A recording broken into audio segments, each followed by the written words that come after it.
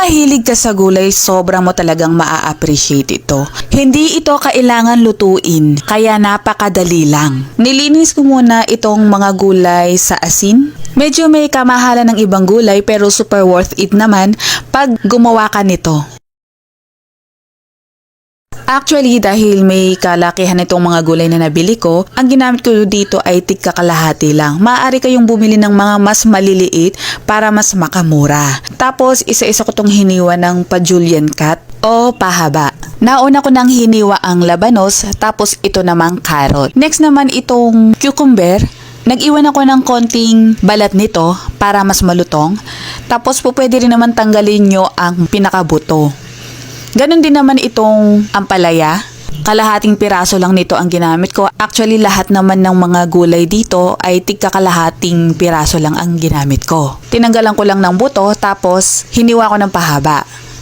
Ito namang celery, binalatan ko muna yung pinaka-stock. Ito lang ang gagamitin natin. Kung ayaw nyo naman yung lasa ng celery, pwede namang hindi na isama ito. Tapos, may isa akong medium size na sibuyas, pwede rin yung maliit lang, at hiniwa ko din ng medyo pahaba, at nagtagtad din ako dito ng bawang at luya, konti lang. Kita kung gaano kasustansya itong gagawin nating gulay recipe, at ang kagandahan nito talagang hindi tayo magluluto. So, isinama ko na nga itong tinadtad na bawang at luya dito sa ating mga gulay.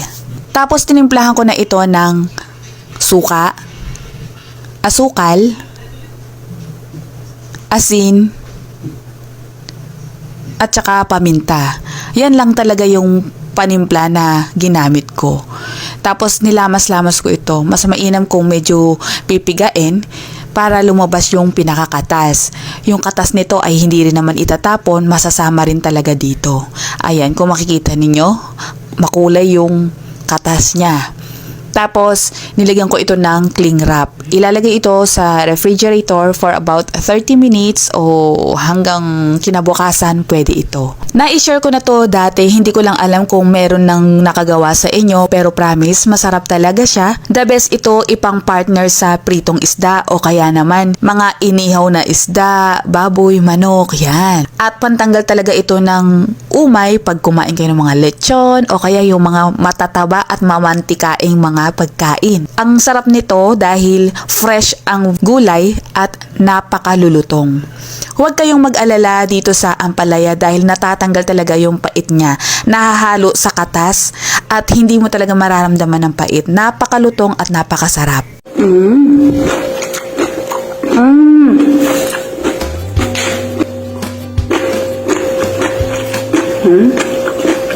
Makakain nyo ang crunchy ng mga gulay. Itong ampalaya, hindi mapait. Kaya huwag kayong mag-alala. Baka isipin nyo kasi mapait. Natatanggal ng suka yung pait nito. Tap.